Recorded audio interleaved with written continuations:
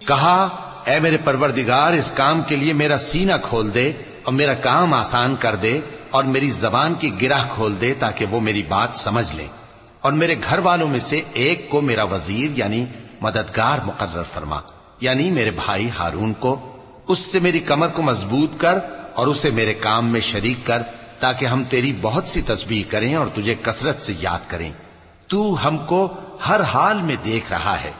فرمایا موسیٰ تمہاری دعا قبول کی گئی، اور ہم نے تم پر ایک بار اور بھی احسان کیا تھا جب ہم نے تمہاری والدہ کو الہام کیا تھا جو تمہیں بتایا جاتا ہے، وہ یہ تھا کہ اسے یعنی موسیٰ کو صندوق میں رکھو، پھر اس صندوق کو دریا میں ڈال دو تو دریا اس کو کنارے پر ڈال دے گا اور میرا اور اس کا دشمن اسے اٹھا لے گا۔ اور موسیٰ میں نے تم پر اپنی طرف سے محبت ڈال دی اور اس لیے کہ تم میرے سامنے پرورش پاؤ۔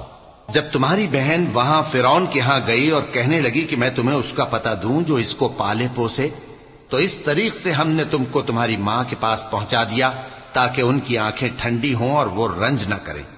اور تم نے ایک شخص کو مار ڈالا تھا تو ہم نے تم کو غم سے نجات دی، اور ہم نے تمہاری کئی بار آزمائش کی، پھر تم کئی سال اہل مدین میں ٹھہرے رہے۔ پھر اے موسیٰ تم ایک اندازے پر آ پہنچے اور میں نے تم کو اپنے کام کے لیے بنایا ہے، تو تم اور تمہارا بھائی دونوں ہماری نشانیاں لے کر جاؤ اور میری یاد میں سستی نہ کرنا۔ دونوں فرعون کے پاس جاؤ کہ وہ سرکش ہو رہا ہے، اور اس سے نرمی سے بات کرنا، شاید وہ غور کرے یا ڈر جائے۔ دونوں کہنے لگے کہ اے ہمارے پروردگار، ہمیں خوف ہے کہ وہ ہم پر زیادتی کرنے لگے یا زیادہ سرکش ہو جائے۔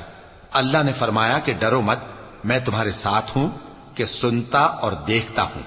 اچھا تو اس کے پاس جاؤ اور کہو کہ ہم آپ کے پروردگار کے بھیجے ہوئے ہیں، تو بنی اسرائیل کو ہمارے ساتھ جانے کی اجازت دیجیے اور انہیں عذاب نہ کیجیے۔ ہم آپ کے پاس آپ کے پروردگار کی طرف سے نشانی لے کر آئے ہیں، اور جو ہدایت کی بات مانے اس کو سلامتی ہو۔ ہماری طرف یہ وحی آئی ہے کہ جو جھٹلائے اور منہ پھیرے اس کے لیے عذاب تیار ہے۔ غرض موسیٰ اور ہارون فرعون کے پاس گئے، اس نے کہا کہ موسیٰ تمہارا پروردگار کون ہے؟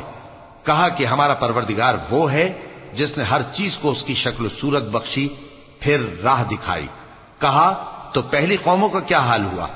فرمایا کہ ان کا علم میرے پروردگار کو ہے جو کتاب میں لکھا ہوا ہے۔ میرا پروردگار نہ چوکتا ہے نہ بھولتا ہے۔